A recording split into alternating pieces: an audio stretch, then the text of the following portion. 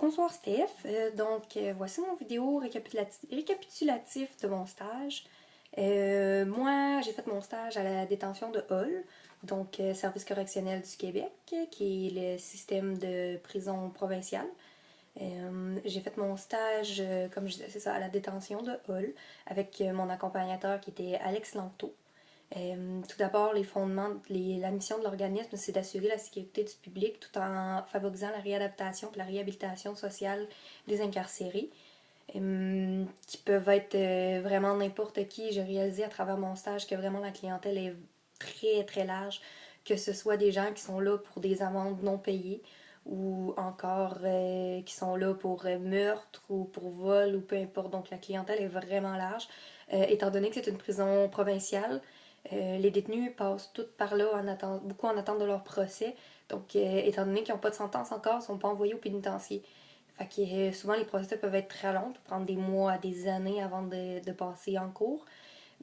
Souvent, les détenus sont là sans avoir de sentence. Donc, moi, j'ai pu voir beaucoup de détenus qui étaient là pour meurtre, justement, puis qui étaient encore en attente de procès, même si ça faisait 2 ans qu'ils étaient là. Habituellement, la prison, c'est considéré du 2 ans moins un jour. Plus que 2 ans, les détenus s'en vont au pénitencier. Par exemple, c'est ça, étant donné qu'il y avait beaucoup de personnes qui sont en attente de procès, qui n'ont pas eu de sentence encore, il y a beaucoup de gens à la détention qui étaient là pour des crimes que normalement ils seraient au pénitencier, puis non dans une prison provinciale comme celle de Hull. Donc la clientèle, comme je disais, est très très vaste. On voit beaucoup de personnes, autant des personnes normales si on veut, des personnes comme toi puis moi, qui sont là par des erreurs de parcours, qui sont là parce qu'ils ont fait une erreur à un moment donné dans leur vie, qui ont volé quelque chose pour X raison, ou juste comme n'importe qui a eu une amende, un ticket de vitesse, puis qui ont juste décidé de ne pas le payer. Dans mon stage, j'ai vraiment vu des gens comme une fille qui était là pour une amende non payée, qui était son chien avait mordu quelqu'un. Puis elle avait une amende de 100$, elle a refusé de la payer. Après quelques années, l'amende s'est accumulée, puis là, elle a dû faire un choix, soit payer l'amende complètement ou aller en détention. Elle a décidé d'aller en détention. Donc c'était vraiment une fille là, qui venait tout juste d'avoir 18 ans, qui était là juste parce que son chien avait mordu quelqu'un. Comme autant, j'ai des gens qui sont là pour des gros meurtres qui ont été médiatisés et tout ça. Au niveau, il y a aussi beaucoup de troubles mentaux. Beaucoup de personnes qui sont schizophrènes. Il y a énormément de médication qui va se donner à la prison. Beaucoup de personnes qui sont dépressives aussi. Des problèmes d'anxiété, des problèmes de stress. Euh, on a des personnes qui sont de 18 ans jusqu'à... Je me souviens, dans mon stage, on avait un monsieur qui était dans 80 ans avancé, qui était là pour avoir tué sa femme. Puis c'est un monsieur avec des gros problèmes cardiaques qui était à l'hôpital à peu près 3 4 fois semaine, qui devait aller là pour des transfusions sanguines, qui avait tout le temps, était tout le temps parti en médical. C'est pas toujours des personnes qui sont en bonne shape, aussi des problèmes d'obésité, il y en a beaucoup en détention. On voit beaucoup des gens quand ils rentrent en détention qui sont en forme, qui au bout d'une couple de mois ont pris énormément de poids, font plus attention, veut pas l'alimentation non plus est pas nécessairement la meilleure. Puis étant donné qu'ils sont dans des environnements restreints, sont limités dans ce qu'ils peuvent faire au niveau d'exercice physique. Puis souvent, on se le cachera pas, les gens qui rentrent en prison ont souvent une période où ils sont plus dépressives, si on veut, qui ont un genre de gros down, qui remettent beaucoup de choses en question. Au niveau du mode de vie, le fonctionnement de la prison, ben, c'est sûr que la sécurité prône avant beaucoup. C'est sûr que, comme je disais tantôt, le service correctionnel a comme mandat la réhabilitation, mais son mandat premier, c'est aussi d'assurer la sécurité. Donc, c'est sûr que quand on travaille là, la sécurité est clairement extrêmement importante, que ce soit dans la routine ou dans des événements plus rares, si on veut, dans des situations qui sont plus de gérer les crises.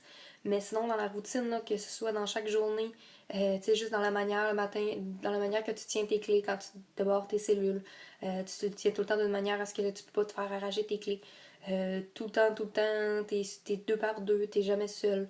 Tu dois tout le temps, en fait, le contrôle, là, qui est la place centrale où il y a toutes les caméras, doit toujours savoir où que tu te déplaces. Comme je disais, la sécurité est très très importante. Fait que c'est sûr que ça paraît beaucoup dans le déroulement d'une journée. Veux pas, c'est pas un organisme non plus communautaire là, qui va, mettons, comme le centre Gélinec ou tout ça. Les détenus sont incarcérés, là, ils sont là pour quand même pour vivre une peine, puis ils payent, dans le fond, si on veut, payer à la société là, pour qu'est-ce qu'ils ont fait. Le mode de fonctionnement d'une journée normale, la fin de semaine, ça diffère parce que on ouvre les cellules seulement à 11h le matin, ils n'ont pas de déjeuner si on veut. C'est un brunch à la place parce qu'il leur permet de dormir plus longtemps. Mais habituellement, une journée normale, Nous, on fait notre changement de chiffre à 6h30. À 7h, on rentre sur le secteur, on débarre les portes, on rentre le déjeuner. On débarre les portes aussi, donc les détenus à ce moment-là peuvent sortir des cellules, aller déjeuner, tout ça. Ça reste comme ça jusqu'à 8h. Ensuite, à 8h, on rentre. Là, à partir de là, toute la journée, les cellules sont barrées. On rentre à chaque heure, donc les détenus peuvent rentrer ou sortir des cellules quand on rentre là à l'heure. S'ils ont quelque chose à aller chercher dans leur cellule, c'est à ce moment-là qu'ils doivent le faire. Donc, c'est ça. Nous, on rentre là. Après ça, on fait nos rondes aux heures. Ensuite, à 11h, c'est l'heure des dîners. Donc, on rentre les plateaux repas. Les détenus ont 1 heure pour manger. Ensuite, on rentre les chariots. Ils doivent décharger remettre les plateaux sur le chariot. Nous, on doit toujours s'assurer d'avoir autant de plateaux qu'au départ. Ensuite, c'est ça. Donc, ensuite, c'est notre heure de dîner à nous. Donc, de midi à 1h, les détenus sont embarrés. Ils peuvent pas sortir. Ils sont pris dans leur cellule. Le temps que nous, on dîne, parce que ce qui arrive, c'est qu'il n'y a pas d'agent sur le plancher à ce moment-là. On est quand même prêt à répondre en cas d'acte. Les dîners se font en 2 parties. T'es soit les premiers à dîner ou les deuxièmes à dîner. Puis c'est chacun notre tour, mais c'est ça. C'est vraiment comme s'il y avait une moitié d'employés là, sur le plancher, donc tout est barré par mesure de précaution. Ensuite, en après-midi, ben, c'est la même routine. On rentre à chaque heure pour débarrer les cellules. Habituellement, c'est les activités extérieures. Ils ont 1 heure d'activité extérieure. Ils ont le choix soit d'aller dehors ou de rester en dedans. Et s'ils sont en dedans, ils sont barrés dans leur cellule. Moi, au maximum où j'ai travaillé, il n'y avait pas accès au gym. Je sais qu'au minimum, ils peuvent aller Ils ont des périodes de gym, des périodes d'édu, puis tout ça. Nous, il n'y avait pas vraiment de période là, pour aller au gym. C'était vraiment soit tu sortais dehors dans la cour intérieure, qui était une petite cour clôturée, ou soit tu restais dans ta cellule. Puis c'est ça, moi étant donné que c'était l'hiver, là, c'était rare quand même que les détenus sortaient, généralement ils restaient en dedans. Souvent ils vont dormir pendant cette période-là. Ensuite, à 4h, c'est les soupers. Même routine, on rentre les plateaux, les détenus mangent, à 5h, on sort les plateaux, nous on va souper. Le soir, il y a les visites. La famille, puis tout ça. Et habituellement, les détenus ont droit à 2 visites par semaine. Ils doivent remplir des feuilles le matin qui ont le droit qui doivent remplir là, avec le nom de la personne qui vient visiter. C'est tout le temps des heures différentes. Même chose pour les activités extérieures, il y a vraiment un horaire de fait pour que nous on sache quand sont les activités extérieures, mais cet horaire-là change pour pas que les détenus, pour éviter les passes de drogue, pour pas qu'ils sachent trop quand ils vont sortir d'avance. Donc à ce moment-là, ici, il y a de l'école aussi. Il y en a certains qui vont à l'école, c'est l'après-midi. Les visites du médecin se font aussi plus souvent en après-midi, mais ça peut être pas mal vraiment n'importe quand. Donc ça, c'est pour une journée typique. Sinon, au niveau des programmes que la prison offre, il y a l'école. Ils peuvent aller suivre des cours de français, des cours d'anglais, des différents programmes. Sinon, au maximum, il y a moins de programmes, si on veut. C'est sûr que y a une agent de probation, une agent de libération conditionnelle qui est là pour les aider à préparer leur départ, tout ça. Mais nous, au maximum, il n'y a pas autant de possibilités qu'au minimum. Comme je sais qu'il y a les alcooliques anonymes qui viennent à la prison, les narcotiques anonymes. Il y a l'aumônier qui va organiser des activités des fois. Sinon, au minimum, c'est ça, ils peuvent travailler aux ateliers, ils peuvent travailler à la cuisine. Ils peuvent travailler dehors aussi, donc un peu plus une possibilité de découvrir un emploi. Ils peuvent être formés pour certaines choses, donc ils vont sortir de la prison puis ont en détention reçu une formation pour certains métiers. Là. Chaque prison a sa différente particularité, sa différent, comme mettons Québec, ils ont des très gros entrepôts. Les détenus apprennent à travailler le fer, à travailler le métal. Toutes nos grosses pancartes, ces autoroutes, là, les grosses pancartes vertes sont faites par eux. Les pancartes gouvernementales sont toujours faites par eux. Donc, ils peuvent apprendre vraiment un métier au niveau de la forgerie et tout ça, à la détention de Québec. Donc, ça, c'est pour les programmes. Donc, c'est ça. C'est surtout au minimum qu'on voit les programmes au maximum, on les voit un petit peu moins, étant donné qu'il y en a beaucoup qui sont là en attente de transfert au pénitencier. Souvent, c'est des grosses sentences qui vont avoir plusieurs années, fait c'est un petit peu moins là dans notre cas. C'est sûr que, par exemple, c'est ça, comme je disais, il y a les alcooliques anonymes et tout ça, l'école, qui est quand même là pour ça. Au niveau des possibilités d'emploi, en ce moment, il n'y en a pas à la détention de Hall. Le processus d'emploi il est long, c'est par concours. Il faut participer à des concours, envoyer nos informations. À partir de là, ils font une première sélection pour des tests physiques et écrits, français-anglais. Ensuite de ça, si tu passes les tests, tu as une entrevue. Si tu passes ton entrevue, il faut que tu partes pour 10 semaines à Nicolette où tu as aussi des examens. Ensuite de ça, là, tu es engagé. Par exemple, c'est ça. Donc, moi, pendant le temps que j'étais à la détention de Hull, ils ont atteint le plateau. En ce moment, tous les postes sont comblés. Donc, pour les prochaines quasiment années, ils n'engageront pas. Tout dépendant, là, c'est sûr qu'en ce moment, il ouvre bientôt le Leclerc, donc c'est possible qu'il y ait des agents qui décident de partir là. Mais sinon, sans ça, là, il n'y a tout simplement pas de possibilité d'emploi. Je me suis quand même inscrite dans des concours parce que c'est toujours bon d'avoir son nom dans la base de données au cas où il y a des places qui se libèrent. Mais en ce moment, pour travailler en détention, il faut aller à Laval qui engage beaucoup et le Leclerc là, qui engage quasiment 300 personnes vu que c'est une nouvelle prison là, qui vient de réouvrir. Donc ça, c'est pour vraiment au niveau de la prison en soi, du fonctionnement et tout ça. Là, je vais parler un petit peu plus de mon expérience de stage. Moi, j'ai eu plusieurs tâches étant donné que mon poste était de surplus. J'ai fait autant de l'admission, j'ai fait du secteur. J'ai vraiment pu voir, j'ai adoré mon poste justement pour ça. J'ai pu voir tellement de choses. Veux pas en étant à l'admission, les gens qui rentrent en détention, qui soient sous l'effet de l'alcool, en grosse crise d'hystérie, tout ça, j'ai vraiment pu voir quand même beaucoup de choses. J'ai fait beaucoup de choses que certains stagiaires peuvent pas faire quand ils sont pris dans des guérites, comme monter les dossiers et tout ça. On apprend vraiment beaucoup en étant surplus. Mes tâches, là, ça partait vraiment de commencer l'admission des détenus jusqu'à l'acheminement sur les secteurs. Sinon, j'ai fait de la guérite, j'ai fait plusieurs postes, là. Donc, je pourrais dire honnêtement que, à part si on enlève la gestion de la détention, là, les postes de chef d'unité, tout ça, j'ai vraiment touché à tout. J'ai juste pas fait du transfert, là, parce que ça, c'est au niveau des assurances, tout ça, je peux pas, on pouvait pas, on essayait, mais on pouvait pas embarquer sur des transferts. Par exemple, j'ai fait du palais. Donc, j'ai vraiment pu faire là, tout ce qui est les tâches habituellement, donc les détenus, acheminer les détenus, rentrer les détenus en détention, prendre leurs informations, faire une proposition de classement, ensuite les acheminer avec, tout dépendant de la décision du chef, si on respecte notre proposition de classement ou pas, de l'acheminer sur son secteur. Donc, comme je disais, j'ai fait vraiment beaucoup de choses. Les intermittents la fin de semaine, qui sont ceux qui ont des peines de fin de semaine, sont gérés par nous, les surplus. Surplus, c'est vraiment le poste là, qui est un peu vraiment partout. C'est le poste bouche-trou, si on veut, là. C'est une manière gentille de le dire, là. C'est pas négatif, là, mais c'est un poste qui... T'es partout. T'es tout simplement partout. Ils ont besoin de toi, quelqu'un, t'es là. Il y a une crise, t'es le premier à répondre parce que t'es une équipe volante dans la prison. Fait que t'es supposé d'être toujours là, prête à tout et disponible en tout temps. Peu importe la situation. Fait qu'on est les premiers à répondre un peu partout. Fait que les tâches, là, c'est vraiment pas mal les tâches de tous les agents là, qu'on peut trouver. Mes expériences de stage, c'est sûr qu'en général, là, je vais aller en général parce que je vois que mon temps commence à être un petit peu à court. Les expériences, j'ai vraiment beaucoup aimé mon expérience en général. Par exemple, je vais être honnête, mon dernier mois, je l'ai trouvé long. Je trouve que c'était plus une période d'apprentissage. Je connaissais la job, je faisais bien la job, puis c'était plus de l'apprentissage, on dirait qu'il y avait plus de nouveautés, j'étais rendue dans ma routine. Mais sinon, je dirais honnêtement, j'ai vraiment adoré, ça a été une expérience super enrichissante. Puis même si dans le moment il n'y a pas de possibilité d'emploi là, c'est sûr que c'est pas une expérience que je regrette. Ça m'a enrichi beaucoup moi-même. Ça m'a fait réaliser que je veux pas aller en prison. Ça m'a fait un petit peu faire un petit wake-up call aussi pour tout ce qui est, mettons, conduire après avoir bu une bière. J'ai vu beaucoup de gens qui sont rentrés pour conduire en état d'ébriété. Fait que je te dirais, ça m'a beaucoup conscientisé.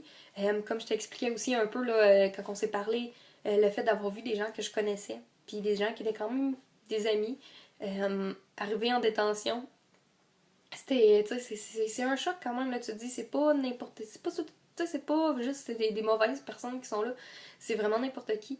Puis de voir des femmes qui sont là parce que, comme j'en pense à une en particulier, qui était là parce que son mari, avait été en chicane dans son mari, puis il y avait eu de la violence, tout ça, mais c'est elle qui était hystérique quand la police est arrivée, donc c'est elle qui s'est fait embarquer. Mais tu sais, c'est des gens qui comprennent pas la situation, ils ont pas de casier, ils ont jamais été en détention, puis ils se retrouvent du jour au lendemain en détention. Fait que c'est sûr que ça a vraiment un effet dissuasif, je trouve. Je me suis beaucoup calmée par rapport à mon stage. J'ai réalisé que, c'est comme je disais, mettons, un ticket, avant j'avais plus la mentalité de, bon, c'est un ticket, c'est pas grave, tu sais. Puis finalement, je réalise que, ouais, ben, rentrer en prison pour un ticket, ça serait vraiment pas, ça serait vraiment difficile de gérer tout ça.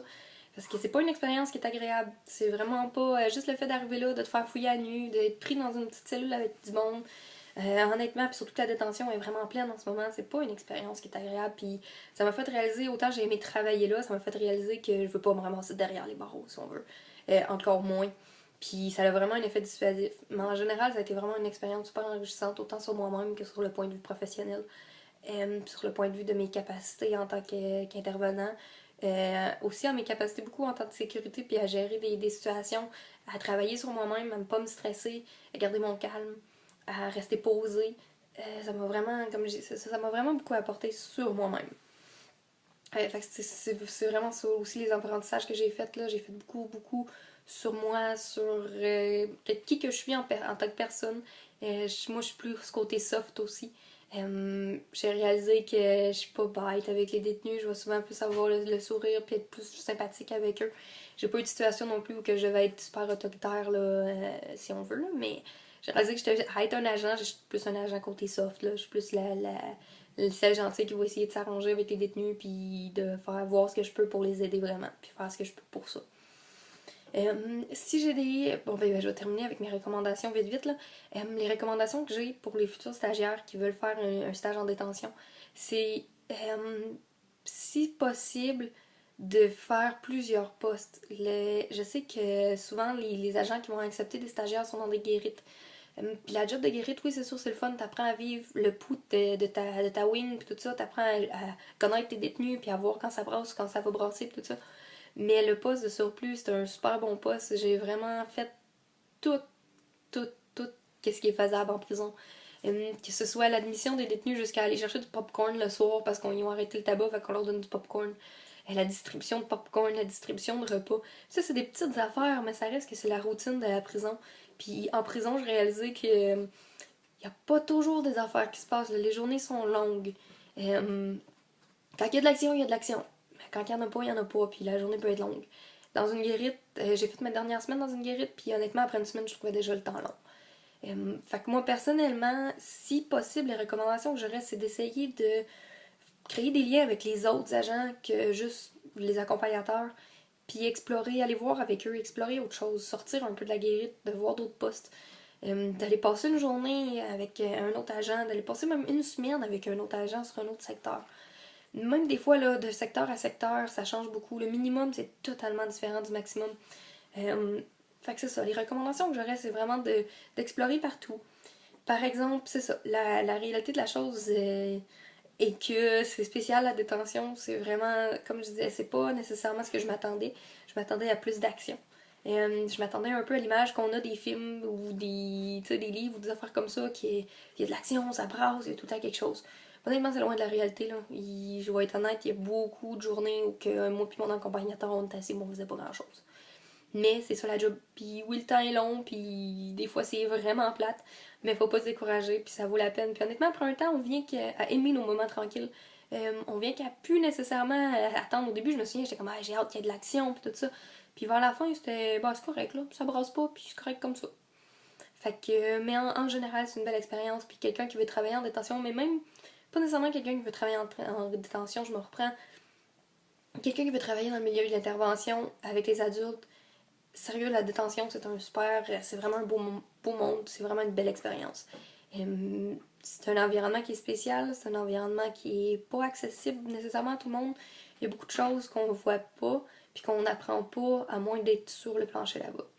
Fait que je vais finir en disant que en général, même si ça a été décourageant et difficile par bout, ça a vraiment été une belle expérience, puis je suis contente de l'avoir faite, puis je vous remercie de m'avoir donné cette opportunité-là.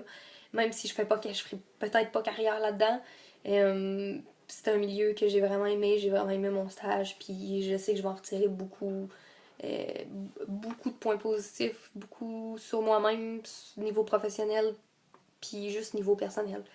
Ça a été une belle expérience, j'ai appris beaucoup. Donc, c'est ça qui est ça. Merci pour tout. Puis, Steph, merci pour l'aide que tu m'as apportée. Je sais que j'ai pas été nécessairement la meilleure et la plus assidue pendant mon stage, mais merci encore.